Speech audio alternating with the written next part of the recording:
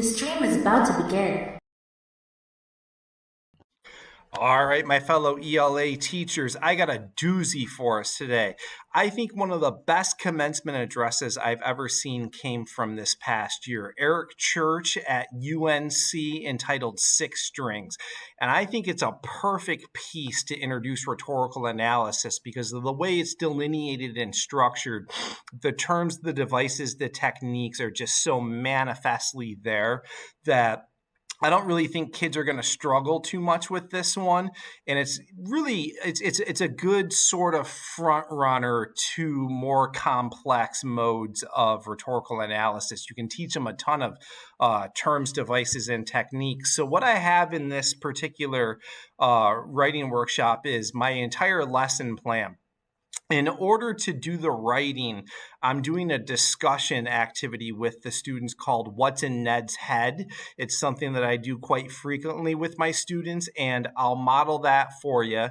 And then kind of per usual, I'll take us through a whole essay, right? I'm going to get to my proverbial easel and canvas, and I'm going to paint this essay with and for you using my heuristics of the declarative thesis and the syllogistic method for the body paragraphs. So you'll see the whole essay come to fruition before the end. The other thing is the slides are in the description in the video text on YouTube.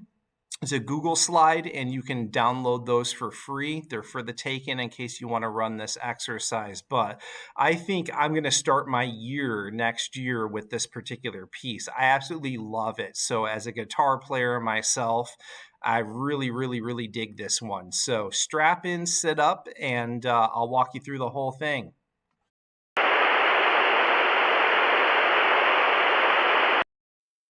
All right, ELA fans. So let's start with a simple prompt. Again, since I'm going to do this beginning of the year, I'm keeping my prompt relatively generic, and I don't want to do too much AP test prep, especially in the early months of the academic year.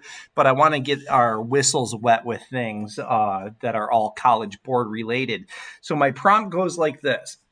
After reading the commencement address, Six Strings, delivered by the songwriter Eric Church, write a rhetorical analysis essay in which you analyze how the speaker develops his message about living a purposeful and meaningful life. In your response, you should consider how the speaker develops and refines his idea over the course of the speech. You may consider how he organizes his message, the examples and ideas he uses, and how his language helps shapes the audience's understanding of his perspective. Do not merely summarize the speech.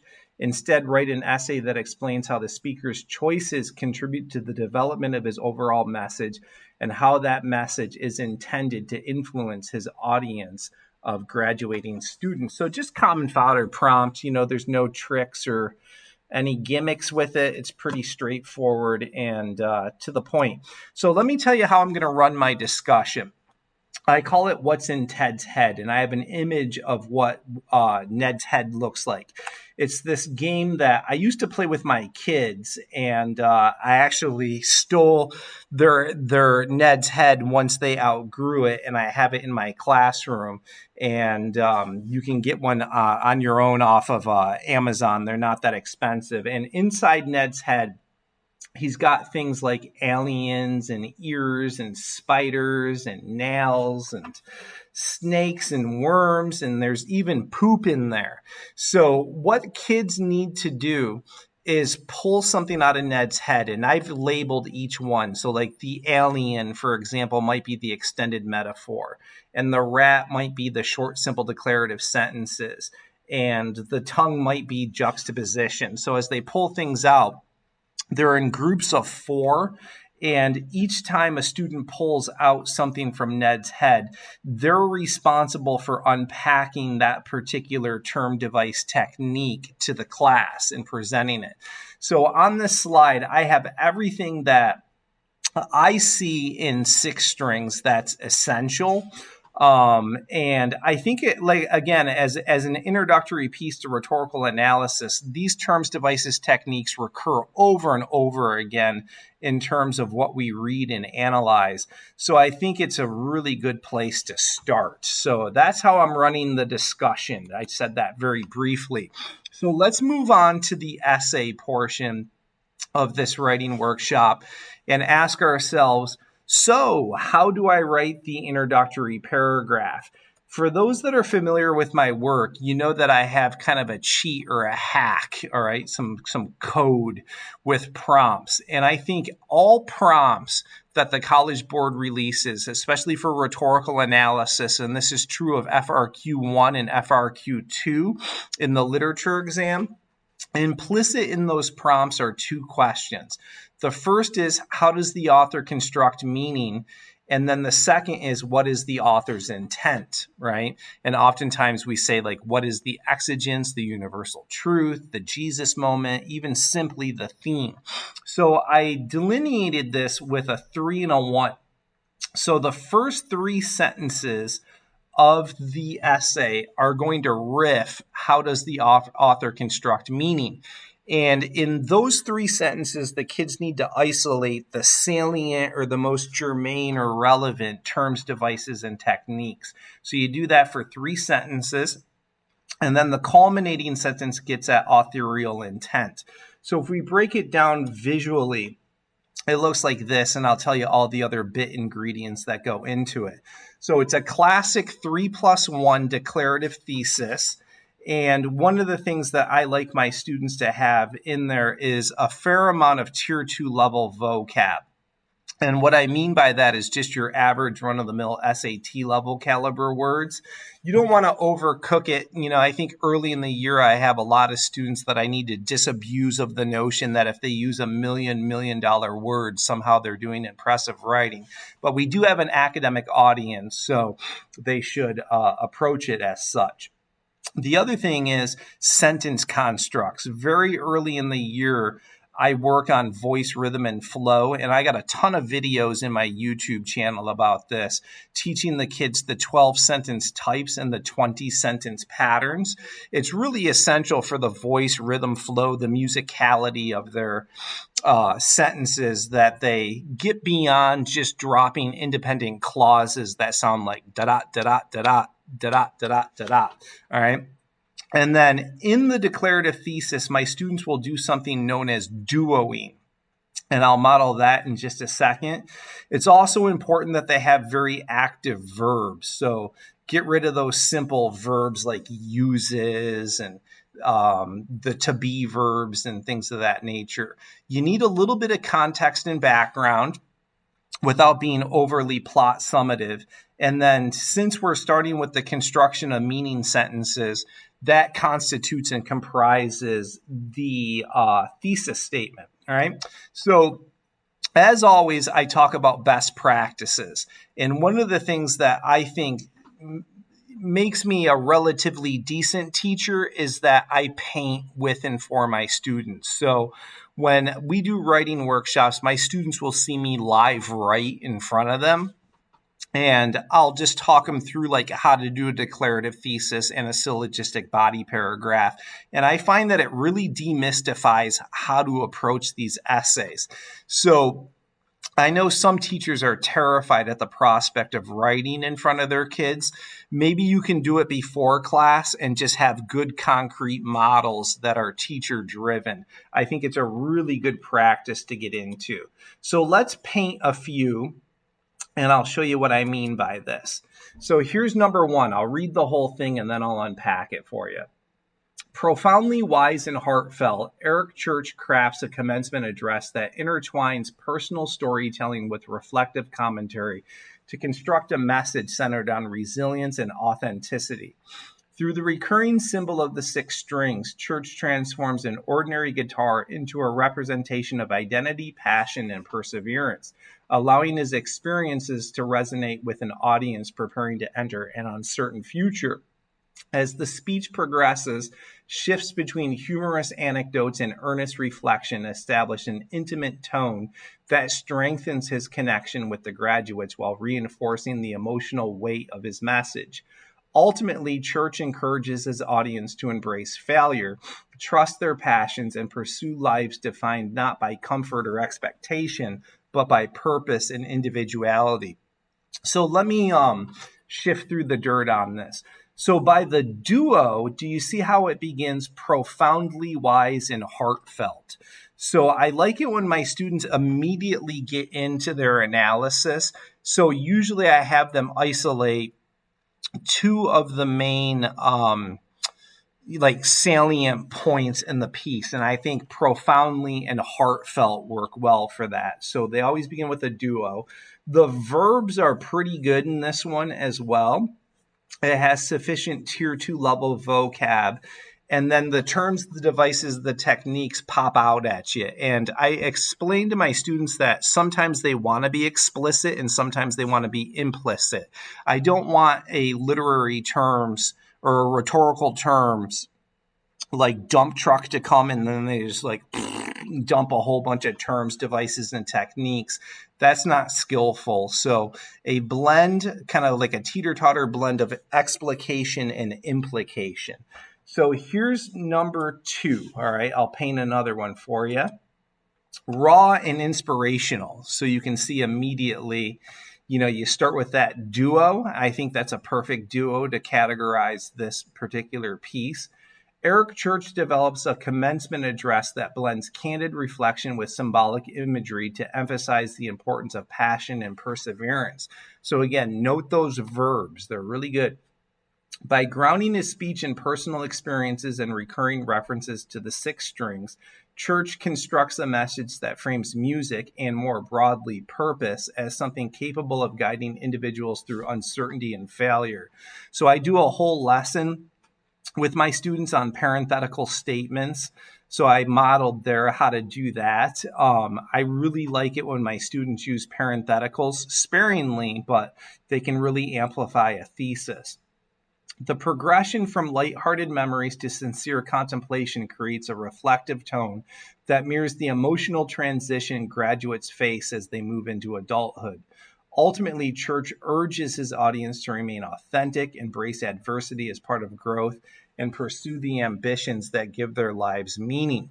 So one of the things I see in exemplar number 1 and exemplar number 2 is a sentence construct that I use. Well, I teach my students to use early in the year. It's called the trio. And look at the last sentence. To remain authentic, 1, embrace adversity as part of growth, 2, and pursue the ambitions that give their lives meaning, 3. So that's called a trio. And I like it when my students feather their sentences like that because it really fleshes out a thesis. And again, you don't want to overdo or overcook those types of patterns, but they work really nice in an introductory paragraph. So let's see it one more time. I usually model 3 times for my kids. So let's take a look at sample 3. Again, you'll see the duo. Humble and reflective, Eric Church shapes, good verb. A commencement address that merges, again, good verb. Personal narrative with symbolic insight to explore the value of authenticity and determination. So they really got to get anchored in the most important terms, devices, techniques. Through vivid recollections and the repeated image of 6 strings, Church constructs the message that presents passion as both a source of identity and a means of overcoming hardship. As the address shifts between conversational humor and sincere introspection, the evolving tone deepens his connection with the graduates while emphasizing the uncertainty that accompanies meaningful ambition. In the end, Church inspires his audience to pursue lives driven by purpose rather than fear, encouraging them to remain committed to the pursuits that define who they are. So it's always 4 sentences. You want to start with that duo, active verbs, sentence constructs. Like I don't have any parallel syntax in here, avoiding too many successive independent clauses. And all of these are spot on. right? You get at the essence of what the piece is doing. And ultimately, it comes down to kids being able to read and ascertain the text accurately. So the question becomes, and the bodies, how do I write those? Again, those that are familiar with my work know that I instruct my students to use a heuristic known as the syllogistic method. This is an Aristotelian heuristic, so it comes from Aristotle. So he ran the Lyceum, and the townsboys would go there to learn about polemics, oration, debate, wordsmithing, word wrangling, and they would often tussle with these juicy, pithy, essential questions like, what is justice? Which is the essential question of Plato's Republic. And he noted, just like us composition teachers, that some kids crushed their debates. Like they would step to the proverbial mic and they would just drop their definition of what justice is. And some kids smashed it out of the park. Some kids were men. Some kids just tank bombed it. So he said, what are the really good orators doing? And I think we have to ask ourselves the question, what are our good writers doing? So he opened up the lid of their brains and took a look at their machinations and all the mechanisms at play. And he had a eureka moment and he said, aha, I got it. They're arguing, they're thinking, they're logicking syllogistically. And it's just logos, right? When you go from premise to conclusion. So if I were to say to you, arsenic is deadly, you'd all nod your head and say, yep, Christian, you are correct. And then if I throw in some textual support, right, around the concept that my dog ate arsenic, and I flesh it out a little bit. And I say, this morning I went out to make a cup of coffee, and out of the corner of my eye, I see Pickles, my dog, beneath the kitchen sink. The cupboards are wide open, and I say, oh no, Pickles, and he pulls out, and he's got white stuff all over his muzzle and his grizzle. What are you going to conclude, especially if I say, I have a rat infestation problem and I sprinkled arsenic beneath my kitchen sink last night? Naturally, logically, you're going to say, oh no, the fate of Pickles is doomed. Like, it's not going to bode well for Pickles. Morbid example, but you catch my drift there. So if we morph that into a heuristic for rhetorical analysis, the first premise is going to be an argument containing terms, devices, techniques. Here's the kicker, though. If you explicitly stated it up top in the thesis, you probably want to imply or use a synonym. All right, you don't want to be repetitive and redundant. I always tell my students that repetition is the bane of the author's existence. And there's a little bit of math to this. The first premise is going to be 3 sentences long. I like it when students take 3 sentences to hammer out their argument, because it used to be the College Board, especially on the synthesis essay, would say your argument must be central. And I think that's true of all argumentative writing, all expository writing. So before they have an opportunity to get all plot summative and just plot analyze the piece, it sets them up for the demands of the assignment, which is rhetorical analysis. So that takes 3 sentences. In the 4th sentence, you introduce the second premise, and this is your textual support. So you want to blend your quoting, your paraphrasing, chuck in your commentary. And then body paragraphs need to be concluded. And this is where your textual analysis comes in, and you wrap it all back to the thesis and the prompt. One little last piece of math. Syllogistic body paragraphs tend to be a little hefty. They're 10 to 12 sentences long. So let's ask ourselves this. What's a first premise look like? So I'll give you 2 examples here. My students always use this stem right from the onset. And I like it when my students go chronologically through a piece and they have like a certain methodological approach. And I think going chronologically makes sense. So when you say right from the onset, you're cueing your reader into knowing that you're going to stay organized and have a tight line of reasoning. So this one says, right from the onset, Eric Church establishes an introspective and conversational atmosphere that allows his audience to view him not as a distant celebrity, but as an individual wrestling with the same uncertainty and pressure the graduates are preparing to face. So without saying ethos, I implied it. By structuring the opening around imperfection and adjustment, Church develops the central metaphor of tuning a guitar in order to frame life itself as something requiring continual attention and self-awareness. So I didn't say metaphor in any of my theses, so I can say here, the gradual movement from frustration to clarity mirrors the emotional process of growth, right? So we're getting into the pathos, reinforcing the idea that meaning often emerges through struggle rather than immediate certainty. And that hammers home the exigence or the logos of the piece. So it takes 3 sentences. And again, you're cooking your sentence constructs in this too. You want to have active verbs, sufficient tier 2, and just rock and roll it that way. So let's see it again, another one. So again, you're going to begin with right from the onset. Right from the onset, the speaker establishes a reflective and self-aware tone that frames the address as a process of working through uncertainty rather than delivering a polished set of answers. This opening approach emphasizes the act of revision and struggle, suggesting that meaningful communication and meaningful living both require patience, adjustment, and honesty. So you can see that trio again there: patience, adjustment, honesty.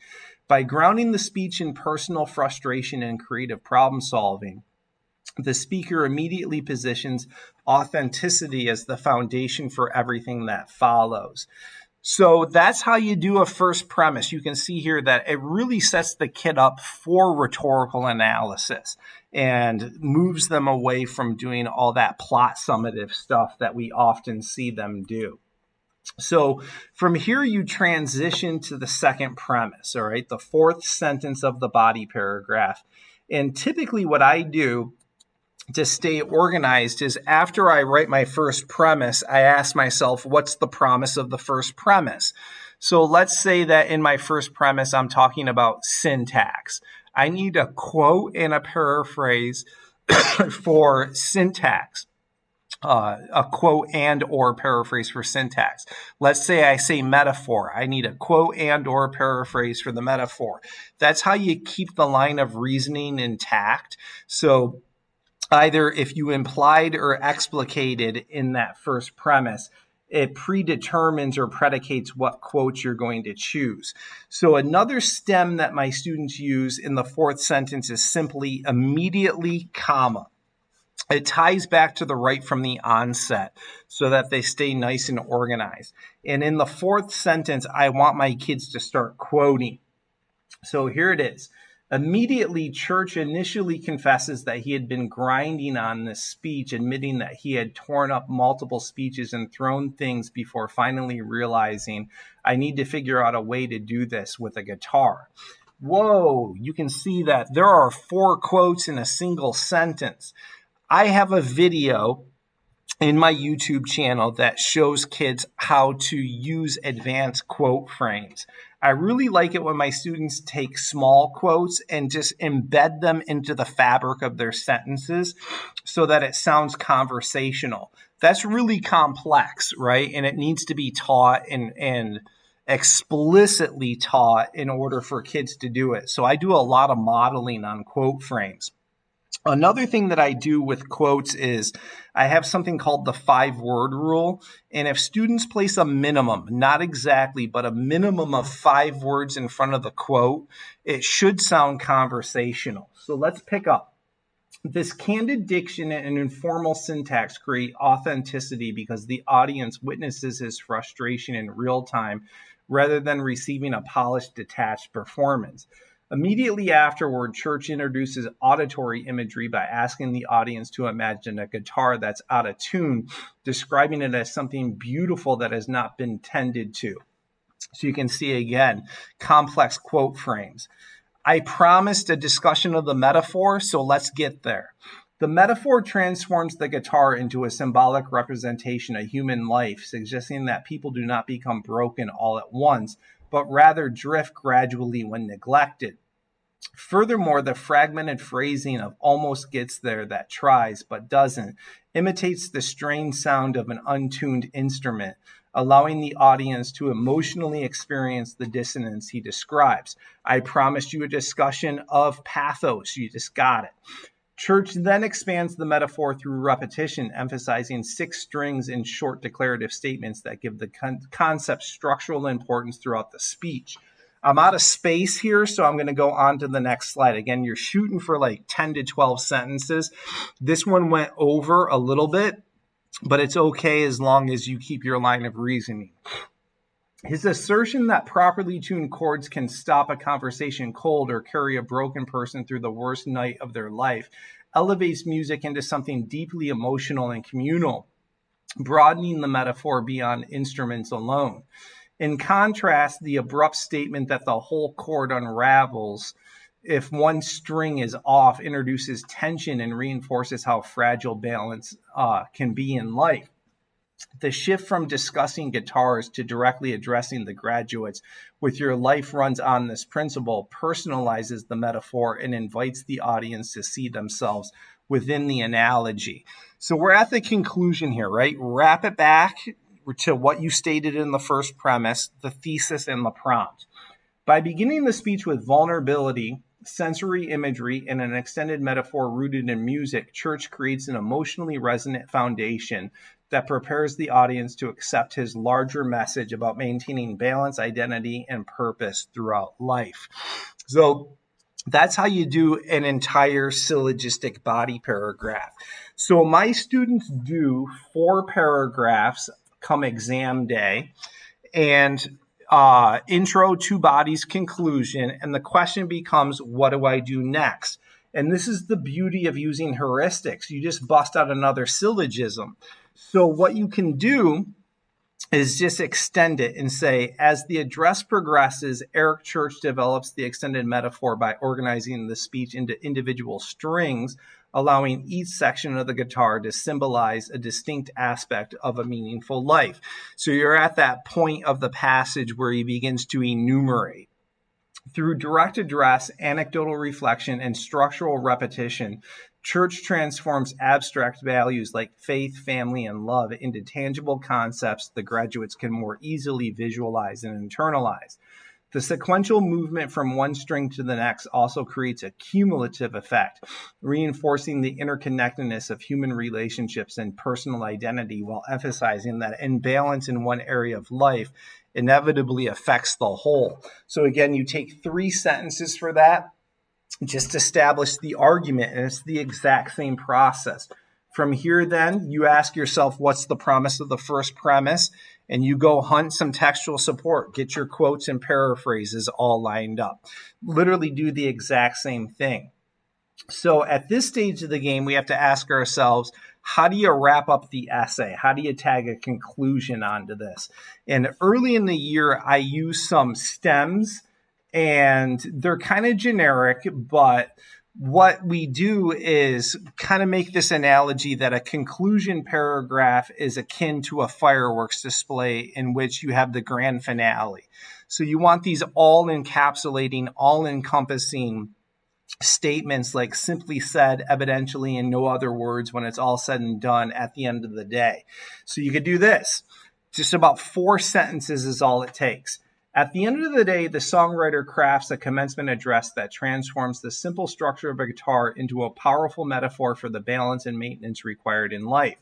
Through reflective anecdotes, conversational humor, vivid imagery, and extended symbolism, the songwriter creates a message that feels both deeply personal and universally relatable for his audience of graduates. The progression of the speech reinforces the idea that identity, relationships, ambition, and faith must be continually nurtured in order for a person to live authentically and purposefully. By encouraging his audience to play their song, the songwriter leaves the graduates with a lasting reminder to protect the qualities that make their lives meaningful and distinctly their own. And that, ladies and gentlemen, is the whole essay. So if you want to reach out to me for any reason, drop me an email at teachingandwritingcoach@gmail.com. I'm pretty good at responding to questions, or if you guys have any comments on this, just drop me an email. So I'm always open to ideas for other videos that you might want me to make, or just to touch base. So that's it for now. Take care, be well, and I'll make more in the coming days, weeks, months to come.